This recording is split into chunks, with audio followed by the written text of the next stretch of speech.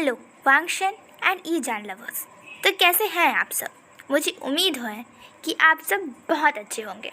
Sorry guys, पिछले के part में मैंने बहुत छोटी वीडियो बनाई थी, पर ये वीडियो मैं बड़ी बनाऊंगी और आप सब के लिए तीनों ही अंगूठी और वांगजी की लॉकेट का राज खोलने वाली हूँ। तो इस वीडियो को पूरा आखिरी तक देखिएगा और हाँ, मेरे चैनल को लाइक, सब्सक्राइब और हाँ, कमेंट करके बताइएगा कि आपको मेरी स्टोरी कैसी लग रही है। तो चलिए आज का पार्ट स्टार्ट करते हैं। पिछले पार्ट में मैंने आपसे वादा किया था कि मैं इस पार्ट में आपको पूरी अंगूठियों के बारे में बताऊंगी। तो आज का पार्ट अंगूठियों के बारे में होगा और वांगजी के उस खास लॉकेट के बारे में। वो लॉकेट जो उसे एक बच्चे के पास से मिला था। तो अभी तक तो आपको पता चल ही गया होगा कि वो बच्चा कौन है। अगर नहीं पता चला तो कोई नहीं, मैं हूँ ना, मैं आपको बता दूँगी, पर उसके लिए भी आपको थोड़ा सा वेट करना होगा। तो चलिए पहले अंगूठियों के बारे में जानते हैं। सबसे पहले pink, the symbol of choices, the symbol of sacrifice, the symbol of calmness. ये सभी 3 प्रमुख गुण होते हैं एक सेनापति के अंदर, और ये रिंग भी एक सेनापति को ही मिल सकता है। जिस तरीके से एक राजा के बाद सबसे शक्तिशाली सेनापति होता है, वैसे ही ये रिंग भी है। इस रिंग की पावर है, ये रिंग किसी भी वेपन को किसी भी फॉर्म में कन्वर्ट कर सकती है। जिस तरीके से अगर नी मिंजे चाहे तो वो एक मामूली तलवार को एक शक्तिशाली और एक पावरफुल भाले में चेंज कर सकते हैं। कुछ लकड़ी के एरोस को शक्तिशाली और महान तलवारों में बदल सकते हैं। एक सेनापति को शस्त्र उसके सबसे प्यारे होते हैं, और नी मिंजे को भी उसकी बादशाह बहुत प्यारी थी, पर युद्ध के दौरान उसकी बादशाह टूट गई थी। और ये रिंग सेनापति नी मिंजे को ये पावर देती है कि वो कोई भी चीज़ अगर अपने मन में भी सोचते हैं तो वो उसे इमेजिन कर अपने हाथ में वापस पा सकते हैं। उसे कोई भी स्वॉर्ड में चेंज कर सकते हैं। अगर वो अपने हाथ में एक स्टेम भी लिए पेड़ों का, तो वो उसे कन्वर्ट कर अपनी प्यारी बादशाह में भी बदल सकते हैं। पर हाँ, वो बादशाह उतनी ज़्यादा शक्तिशाली नहीं होगी जितनी उनकी पुरानी बादशाह थी, क्योंकि वो एक पेड़ की लकड़ी की तरह ही होगा। और ये मैजिक हमेशा ही कुछ घंटों या एक दिन के लिए चलता है, हमेशा के लिए ये मैजिक नहीं चलता, क्योंकि रिंग्स भी हमेशा के लिए कुछ बदल नहीं सकती हैं। इसीलिए नी मिंजे को पुराने चीज़ों या मेटल से ही अपनी बादशाह को वापस बनाना होगा। ये रिंग उसी को चुनती है जो अगले राजा का सेनापति बनने के योग्य होता है। इसीलिए रिंग ने नी मिंजे को चुना, जो कि एक अच्छे और एक सच्चे व्यक्ति है और सेनापति बनने के लिए भी काबिल है। नी मिंजे को भी दर्द हो रहा था उन मर्मेड्स को दर्द में देखकर, परंतु उनके ऊपर जिम्मेदारी थी, कहते हैं ना सैक्रिफाइस। उन्होंने उसका सैक्रिफाइस किया और वो आगे बढ़े, क्योंकि उन्हें भी डर था कि अगर रिंग गलत हाथों में गलत व्यक्ति के पास चली गई तो इस पूरे मॉर्मन क्लैन का, पूरे ओशन का, पूरे सी का डिस्ट्रक्शन हो सकता है, वो तबाह हो सकती है। इसीलिए नी मिंजे ने सैक्रिफाइस किया और वो अपने दिल को बात ना मानकर आगे बढ़ गए। इसे ही कहते हैं सैक्रिफाइस, जो उस रिंग की सबसे बड़ी सीख थी, जो उस रिंग की सबसे बड़ी शक्ति है, सैक्रिफाइस। सेनापति होने के बावजूद सेनापति अपने लिए कभी भी कुछ नहीं करता, वो हमेशा अपनी प्रजा के लिए करता है। यही होता है सैक्रिफाइस। इसीलिए नी मिंजे इसके काबिल थे और रिंग ने उन्हें ही चुना। और यहाँ सीचैन, मॉर्मेड क्लैन सभी के सामने, मेरे प्यारे सब्सक्राइबर्स के सामने ही हमारे राजकुमार नी मिंजे को हमारे होने वाले महाराज लान वांगजी के सेनापति के रूप में नियुक्त करते हैं और नी मिंजे से कहते हैं कि आप जाइए और वांगजी के दाईं तरफ खड़े हो जाइए। तो चलिए अब हम दूसरे रिंग के बारे में जानते हैं। वाइट, जो सिंबल होता है प्योरनेस का, जो सिंबल होता है कामनेस का, जो सिंबल होता है कभी भी हार ना मानने का, जो सिंबल होता है डिटर्मिनेशन का। जैसे हमारे राजकुमार चंचन हैं। राजकुमार चंचन को अच्छे से पता था कि वो कभी भी नी मिंजे को हरा नहीं सकते, लेकिन फिर भी उन्होंने डट कर नी मिंजे के सामने वो अपनी जिडियन लेके खड़े हो गए। वो अच्छे से जानते थे अगर वो बादशाह से लड़ते हैं तो वो बादशाह उनके जिडियन को तोड़ देगी, उसके बाद वो जिडियन का कभी भी यूज़ नहीं कर सकते। पर फिर भी उन्होंने हार ना मानते हुए बहुत ही अच्छी तरीके से जिडियन के साथ लड़ाई की। उनकी लड़ाई घंटों तक भी चली केवल और केवल चंचन की बुद्धिमानी और उसकी समझदारी के बल पर। इसीलिए रिंग ने चंचन को चुना, क्योंकि ये रिंग हमेशा से ही प्योरिटी का सिंबल है। चंचन भी अच्छे थे, उनके मन में कभी भी कपट नहीं था। वह मेंग्याओ की बातों में भी नहीं आए थे। जब मेंग्याओ ने उन्हें आदेश दिया था कि वांगजी को वहाँ से फेंक देना है, गिरा देना है, तब भी केवल नीमिनझे और मेंग्याओ ने ही ऐसा किया था। चंचन ने वांगजी को टच तक नहीं किया था। यही होता है प्योरिटी, जिसे सेकंड रिंग ने बहुत अच्छे से समझ लिया था, और इसीलिए सेकंड रिंग ने उसे चंचन को अपना मास्टर चुना। और तभी लैन सिचान ने कहा, चंचन तुम बहुत अच्छे हो, तुम्हारा दिल प्योर है, इनोसेंट है, इसीलिए आज से तुम हमारे वांगजी के और इस पूरे सी के, ओशन के महामंत्री नियुक्त किए जाते हो। महामंत्री का पद सबसे ऊंचा होता है, सेनापति के बाद का पद। और इस पर चंचन भी बहुत खुश था। वो भी जाकर वांगजी के बगल में खड़ा हो गया। और तब लैन सिचान ने कहा, चंचन क्या तुम्हें अपनी रिंग की पावर नहीं जाननी? चंचन इस पर मुस्कुराया और जल्दी जल्दी में सर हिलाया, कहा, हाँ मुझे जाननी है, बताइए ना महाराज, आखिर ये रिंग क्या कर सकती है? तब लैन सिचान मुस्कुराए और कहा, शांत हो जाइए, महामंत्री को हमेशा अपने निर्णयों पर थोड़ी धैर्यता और शांत रहना चाहिए। वो इस तरीके से एक्साइटेड नहीं होने चाहिए। वांगजी और पूरा मर्मेड क्लैन हंसने लगे इस बात पर, और हमारे चंचन, उसका तो पूरे के पूरे गाल एकदम ब्लश करने लगे थे शर्म से, और उसने अपना सर झुका लिया। लैन सिचान ने कहा, अरे आप शर्मा गए, चलिए मैं बताता हूँ आखिर आपकी ये ब्यूटीफुल सी रिंग क्या कर सकती है। तब लैन सिचान ने कहा, इल्यूशन। पानी में कई बार इल्यूशंस पैदा होते हैं, कई बार इंसान को वो दिखता है जो कभी होता ही नहीं है, इसे ही पावर ऑफ इल्यूशन कहते हैं। राजकुमार चंचन, यही पावर है आपके रिंग के पास।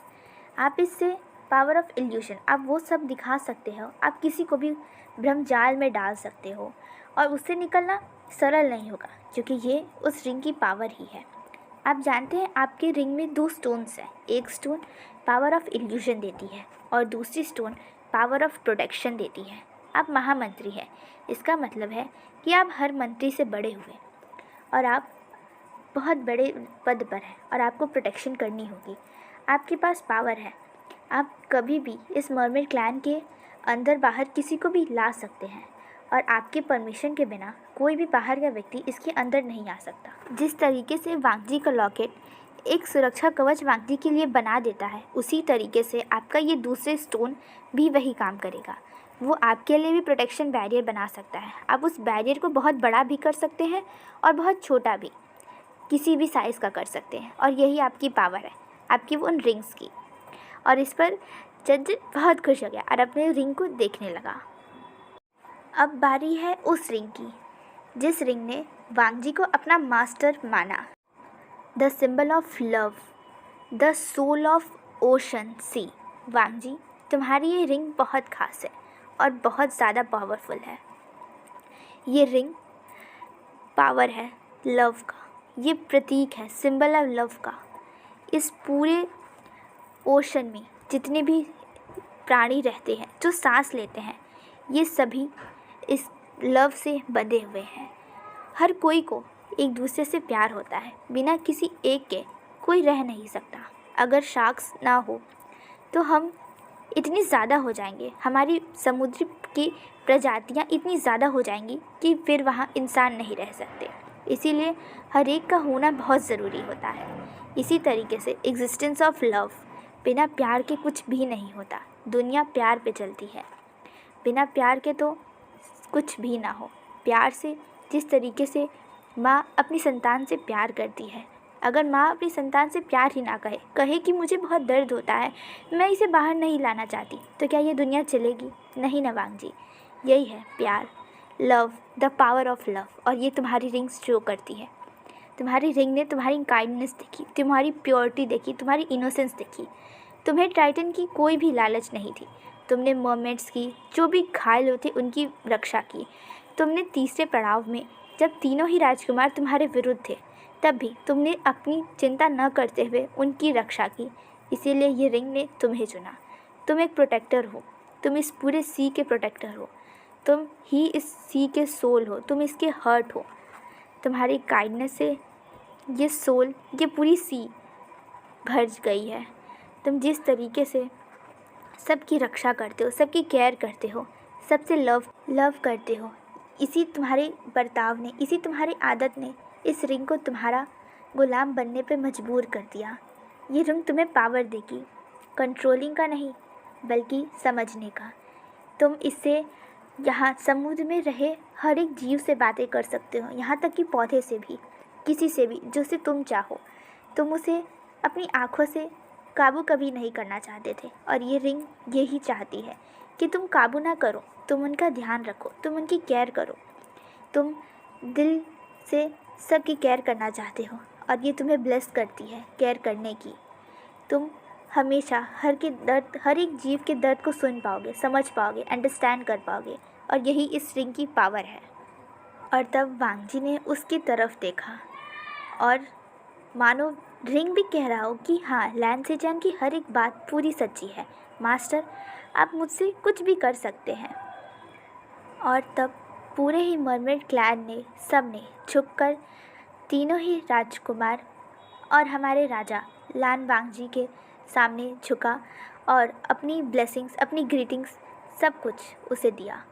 और फिर सब ने लैन सिचेन की तरफ देखा और इशारे में कहा कि आप हमारे राजा को बताइए कि उनके गले में हुआ जो रिंग, जो लॉकेट वो पहनते हैं, वो किस बारे में है। और फिर लैन सिचेन मुस्कुराए और कहा, बेशक हमारे प्यारे राजा। और तब वांग जी ने उनकी तरफ देखा और लैन सिचेन ने कहा, वांग जी, मेरे पास कुछ है जो मैं तुम्हें बताना चाहता हूँ, तुम्हारे इस लॉकेट के बारे में जो तुम्हारे गले में है। मैं कुछ दिनों से पुस्तकालय में था, तुम्हें तो पता ही है ना, और मैं वहाँ पे तुम्हारे इस लॉकेट के बारे में पता कर रहा था और मुझे मिला। और तब लैन सिचेन ने कहा, ये लॉकेट बहुत ज़्यादा ही ख़ास है, क्योंकि ये भी एक ट्राइटन की ही हिस्सा है। जिस तरीके से तुमने अपनी सुबयान बनाई है ट्राइटन के आशीर्वाद से, इसी तरीके से हो सकता है कि हमारे कोई किंग ने इस लॉकेट को बनाया होगा, पर इसका जिक्र हमारी किसी भी पुस्तकों में नहीं है, क्योंकि उस 50 साल पहले हुई बाढ़ में वो कुछ पुस्तकें हमारी बह गई थी और वो हमें कभी वापस नहीं मिली। पर जिस हिसाब से ये तुम्हें प्रोटेक्ट करता है और जैसा इसने बर्ताव किया उस गुफा में, उसी तरीके से हमें पता चल चुका है कि ये एक ट्राइटन का ही भाग है। पर हमें आश्चर्य इस बात का हो रहा है कि भला कोई भी राजा क्यों ट्राइटन को एक अस्त्र ना बना के एक लॉकेट बनाएगा। तब वांग जी सोच में पड़ गया कि आखिर उस बच्चे के पास ये आई कहाँ से। तब वांग जी ने कहा, भैया क्या मैं सरफेस पे जा सकता हूँ ढूंढने के लिए। लैन सिचेन ने कहा, बिल्कुल नहीं वांग जी, अभी तुम्हारा राज्याभिषेक बचा है, अभी तुम्हें राजा बनना बचा है, उसके बाद तुम जो चाहो वो कर सकते हो, पर अभी मैं राजा हूँ और तुम बिल्कुल भी नहीं सरफेस पे जा रहे हो। तुम्हें पता है ना, अभी ये बिल्कुल भी तुम्हारे लिए सुरक्षित नहीं है। वांग जी का इस पे चेहरा उतर तो गया। लैन सिचेन ने इसे देखा, पर बिल्कुल भी नहीं। उसने अपने दिल को समझा दिया कि अगर उसके बेबी ब्रदर को कुछ हो गया तो वो कैसे रहेगा। इसीलिए लैन सिचेन ने कहा, अभी हम सबको वापस चलना चाहिए, हमें तैयारियां करनी है, हमारे नए राजा को राज्याभिषेक जो करना है। इस पे सब में ही मरमेड क्लैन ने सहमति दिखाई और वापस चल दिया, और वांग जी ने भी अपने कक्ष में वापस जाने का निर्णय लिया। और तब हेलो गाइस, मुझे उम्मीद है कि आप इस वीडियो से बहुत ज़्यादा ही खुश हुए होंगे। मैंने इस वीडियो में सारे रिंग्स के बारे में और उनकी स्पेशल पावर के बारे में भी बता दिया, और हाँ, वांग जी के इसी लॉकेट के सीक्रेट के बारे में मैं बात कर रही थी। तो आपको कैसा लगा? और अब देखना होगा कि वांग जी कैसे हमारे लैन सिचेन की बातें ना मानकर इस लॉकेट के मालिक को ढूंढने सरफेस पे जाने वाला है, और वही होगी हमारे वांग जी और हमारे शौजान की पहली मुलाकात। तो चलिए guys, stay tuned, be happy and also please like, share and subscribe to my channel, and या always love Wangxian and Yizhan, and be safe, be happy and stay tuned. Bye.